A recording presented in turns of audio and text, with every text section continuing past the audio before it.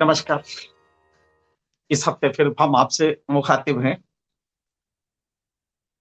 सत्य 2 तरह के होते हैं। एक सत्य जो शाश्वत सत्य होता है, एक आभासित सत्य होता है।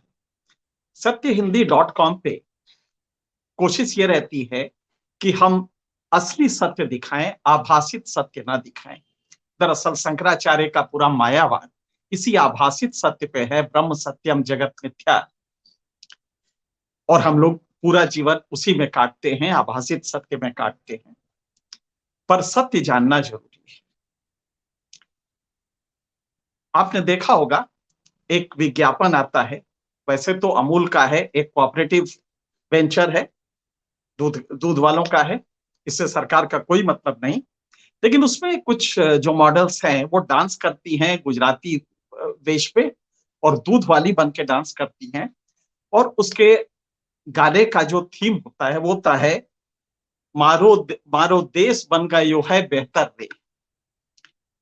कितना अच्छा लगता है सुन के कि मारो देश कितना बेहतर हो गया है। जब हम ओलंपिक में सोना जीतते हैं, चांदी जीतते हैं, तमाम वो जीतते हैं, पदक जीतते हैं, ब्रॉन्ज भी जीतते हैं, तो प्रधानमंत्री बीच-बीच में खिलाड़ियों से बात भी करते हैं, उनका हौसला अफजाई करते हैं। जब वो आते हैं तो उनको आइसक्रीम भी खिलाते हैं, दावत पे बुलाते, कई फोटो सेशंस होते हैं। लगता है देश, हमारा देश बेहतर बन गयो है। ये एक मैसेज आता है। और लगातार अभी 2 दिन पहले मोदी जी ने कहा कि पूरे दुनिया में अकेला भारत है जो इकोनॉमिक प्रगति पर बढ़ गया जबकि दूसरे देश पिछड़ गए। ये आभासित सत्य हैं जो कि हमें बहुत ही अच्छा स्पंदन देते हैं, सुनने में अच्छा लगता है। पर आज हम आपको इस तकरीर में ये बताएंगे कि आभासित सत्य से अलग असली सत्य क्या है। मोदी जी ने कहा कि पूरा का पूरा ये बदल गया है। भारत अकेला देश है। हकीकत बिल्कुल उल्टा है। भारत अकेला देश था जिसका कोविड में जो ड्रॉप हुआ था जीडीपी ग्रोथ का, वो सबसे ज्यादा था दुनिया में, 24.6%। सबसे ज्यादा दुनिया में गिरा था अगर किसी का ग्रोथ रेट तो वो इसका था। हम मेन कंट्रीज की बात कर रहे हैं। तो जाहिर है कि जब आप गिरेंगे तो उठेंगे भी। तो अगर उठ के 20.1% हुए हैं तो अभी आप पूरी तरह खड़े भी नहीं हुए। इसको संख्यात्मक रूप से पिछली बार भी हमने बताया था, एक बार फिर आपको बता दें। जबकि बाकी देश पॉजिटिव थे, कम पॉजिटिव थे लेकिन पॉजिटिव थे। चाइना तो अच्छा था, काफी पॉजिटिव था। अन्य देश भी पॉजिटिव थे, अगर निगेटिव भी थे तो थोड़ा बहुत थे। अब भारत का जीडीपी ग्रोथ रेट अगर 24.6% गिरता है तो 100 रुपया जो 2019 में था वो हमारा घट के 75 रुपया 60 पैसा हो गया है। इसका हमने इस बार इस क्वार्टर में जो अप्रैल से जो शुरू हुआ था, अप्रैल टू जून तक चला, उसमें हमने 20.1% लिया है। तो एक्चुअल हमारा कितना रहा?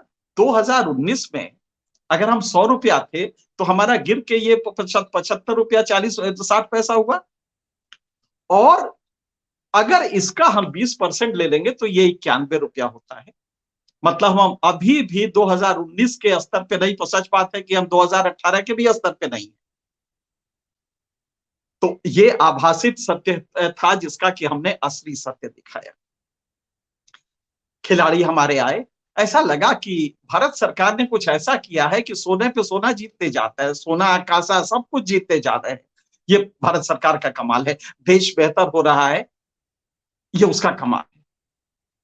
मैं इसकी हकीकत बताता हूँ।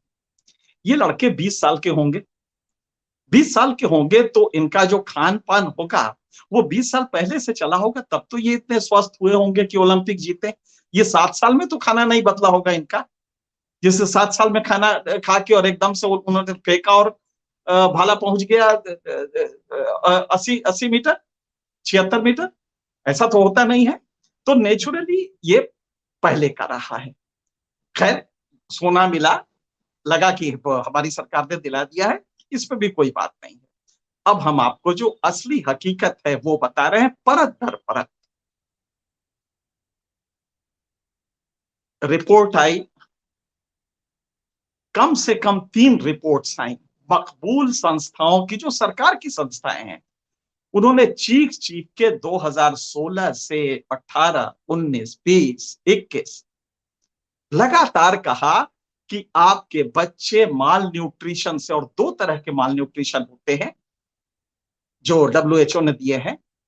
पहला होता है severely acute malnourishment, SAM, SAM, severely acute malnourishment. दूसरा होता है मॉडरेटली एक्यूट माल नरिशमेंट। दोनों का परिणत ये होती है कि हमारे बच्चे नाटे होते हैं कद में, न्यूट्रिशन के अभाव में।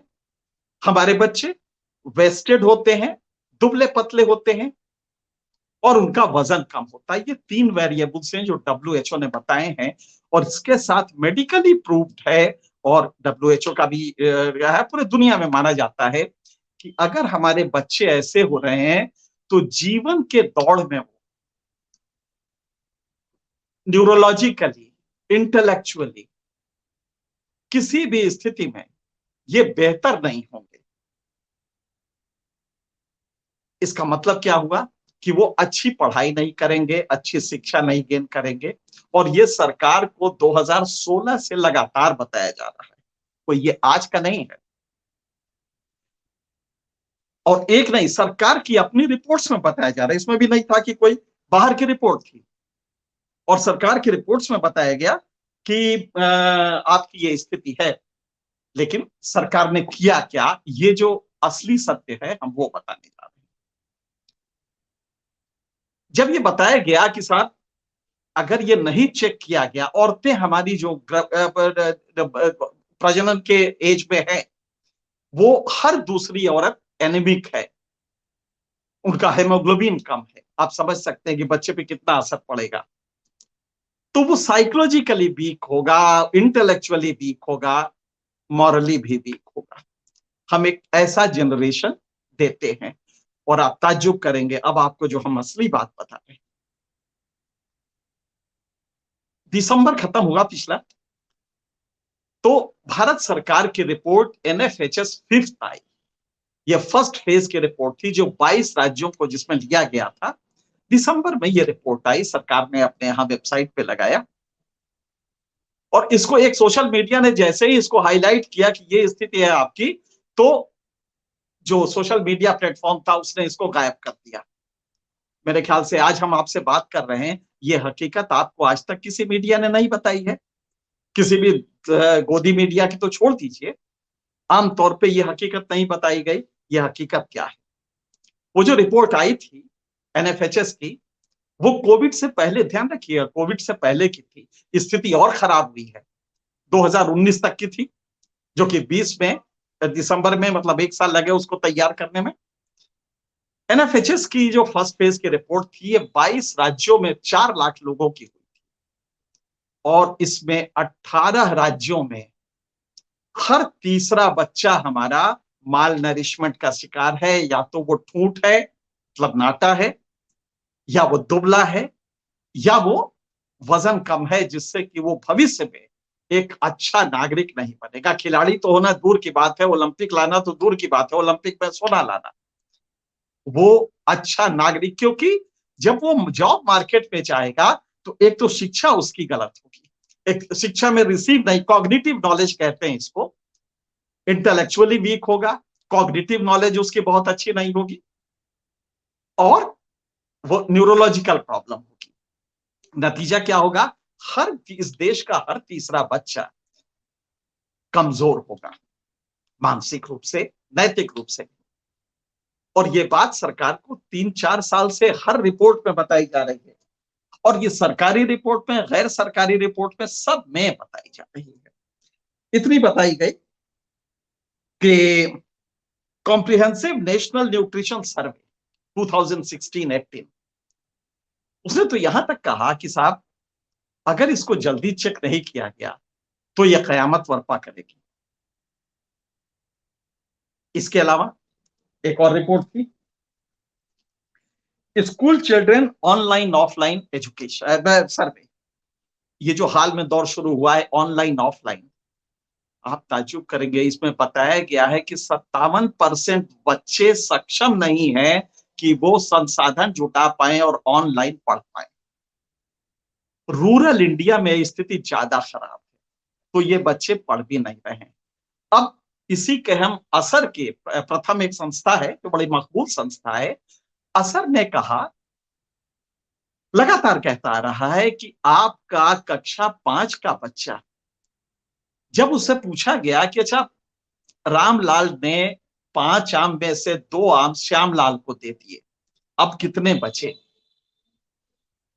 तो आप ताज्जुब करेंगे 60% बच्चे नहीं बता पाए। 5वीं के बच्चे 60% नहीं बता पाए कि रामलाल ने जब 5 आम लाए थे और श्यामलाल को 2 आम दे दिए तो बचे कितने।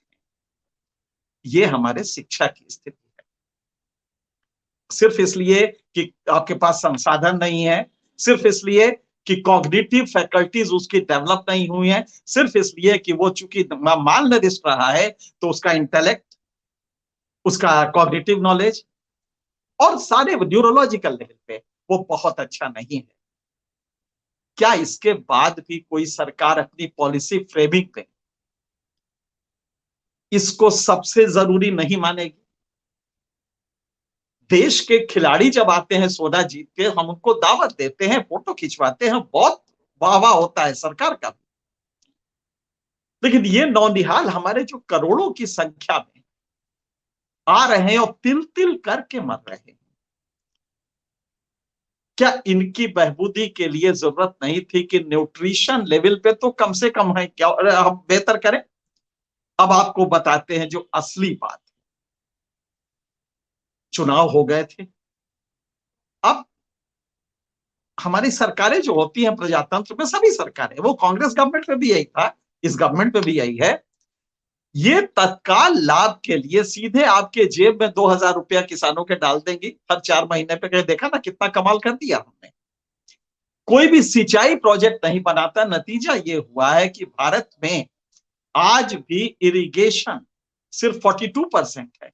बाकी इंद्र भगवान की कृपा है, या वो किसान अपने जेब से गरीबी में भी पैसे निकाल के डीजल डाल के पंप चलाता है, सिंचाई पे एक्स्ट्रा खर्च करता है, और डीजल में जब वो पंप चलाता है तो उसका जो वो होता है टैक्स, वो सरकार को जाता है। तो आप समझ सकते हैं कि कितनी भयानक स्थिति है। और इन सब के बावजूद आज सबसे बड़ी समस्या ये है कि सरकार ने इसका बजट जो 3700 करोड़ रुपए का था 2020-21 में, उसको अभी 6 महीने पहले जो बजट आया 21-22 का, 6 महीने पहले की बात है, उसको घटा के 2700 करोड़ रुपए कर दिया। जरा सोचिए, हर स्वास्थ्य का जो भी था, हम लोग थोड़ा बहुत जानते हैं, जो भी एनालिसिस करते हैं, स्वास्थ्य के जो एक्सपर्ट है, सब लोग कह रहे थे इसको डबल कीजिए, डबल कीजिए, माल न्यूट्रिशन भयंकर हो रहा है, और खास करके एसएएम, सीवियरली एक्यूट माल नरिशमेंट, ये सबसे ज्यादा भारत में हो रहा है। लेकिन सरकार ने वो बजट कम कर दिया और आछा पाछा करके जैसा करती है, 4 स्कीम इसमें डाल दी, 5 स्कीम इसमें डाल दी, सब मिला के एक पोषण 2 कर दिया। लेकिन कुल मिला के जो ओवरऑल बजट था उसको कम कर दिया। आईसीडीएस का बजट आप ले लें, उसके एनालिसिस करें, उसको भी कम कर दिया। कुल मिला के आप क्या सोच सकते हैं आभासित सत्य, ये सत्य कितना गड़बड़ है।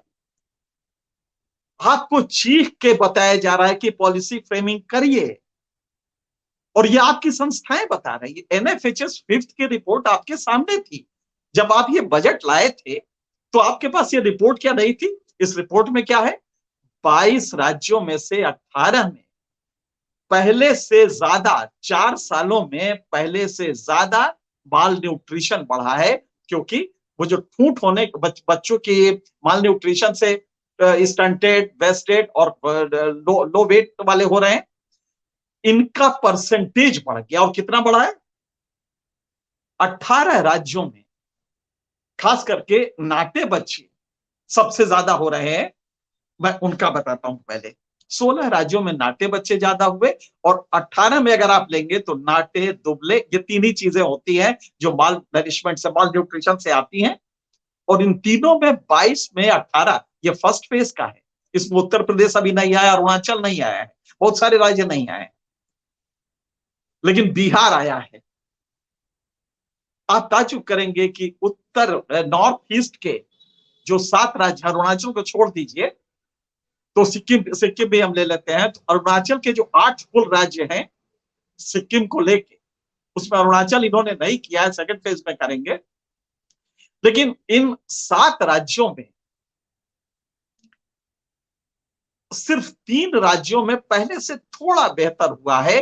4 राज्यों में जो परंपरागत हमेशा बढ़ता रहा है, उनका ये माल न्यूट्रिशन कम होता रहा है और बच्चे बेहतर होते रहे हैं, उसका आंकड़ा भी घट गया है।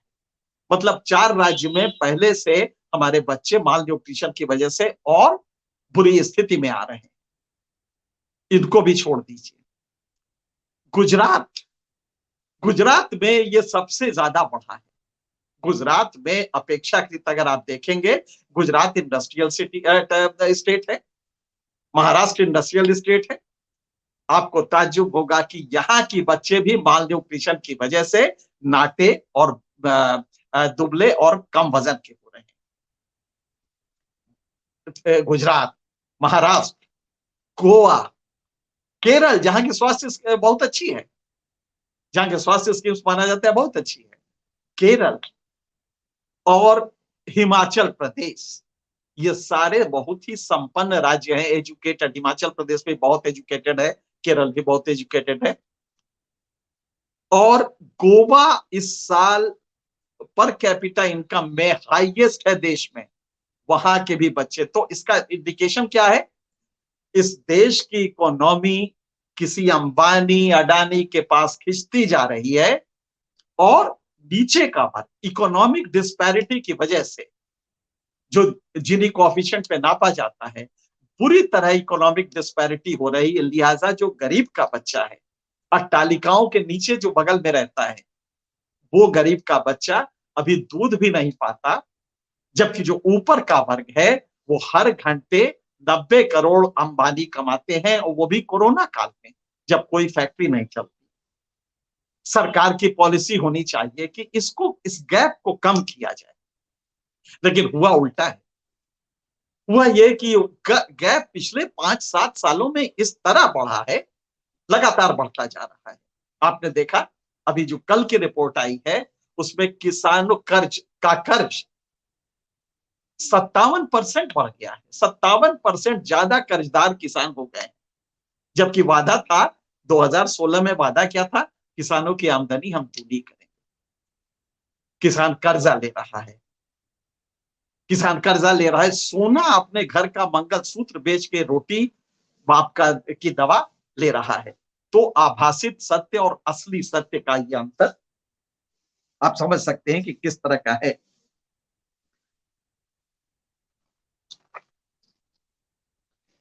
अब इसमें एक चीज और है, ये जो आप नाटा, स्टंटेड, वेस्टेड और लो वेट के बच्चे देख रहे हैं, आज जो भारत हम बना रहे हैं, जिसको कि हम डांस करके एडवर्टीजमेंट पे कहते हैं कि मानो देश बेहतर बन गए है रे, उसका उल्टा है।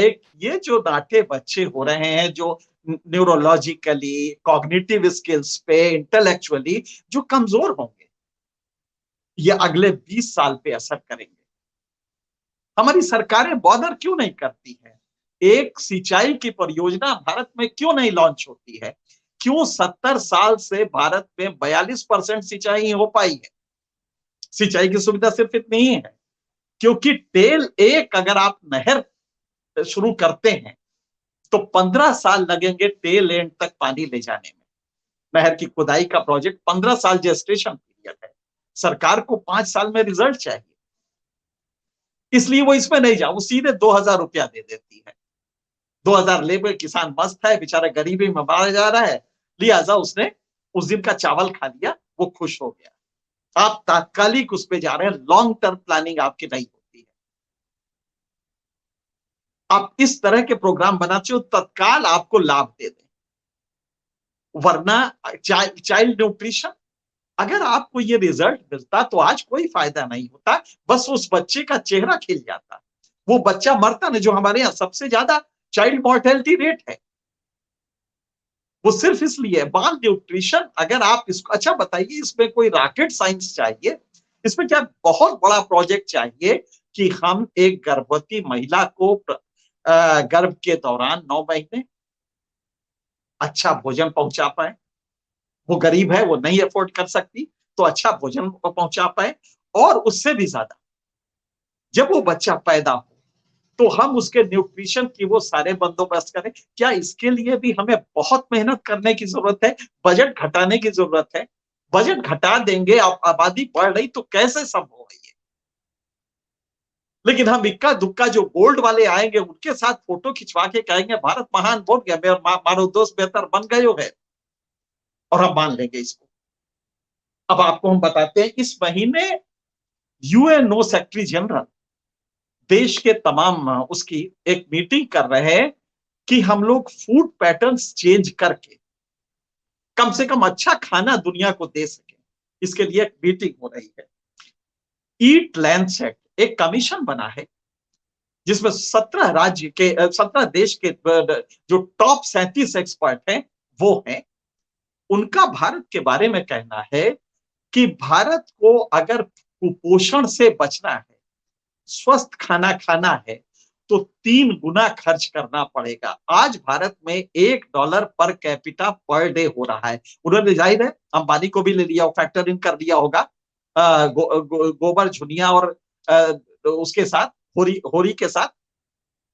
ये हमारे इकोनॉमी की प्रॉब्लम है, लेकिन हम तब भी मान लेते हैं $1 पर डे औसत हमारे यहाँ खाने पे खर्च हो रहा है। ईट लैंडसेट कमीशन का कहना है कि हमें इसको $3 से $5 करना पड़ेगा। $1 हमारी आमदनी, 1 पॉइंट समथिंग तो हमारी आमदनी है, हम कहां से ये कर पाएंगे? हमारी आय ही नहीं है उतनी, और हम पूरी आय तो खा जाते हैं, वो गरीब पूरा खा जाता है।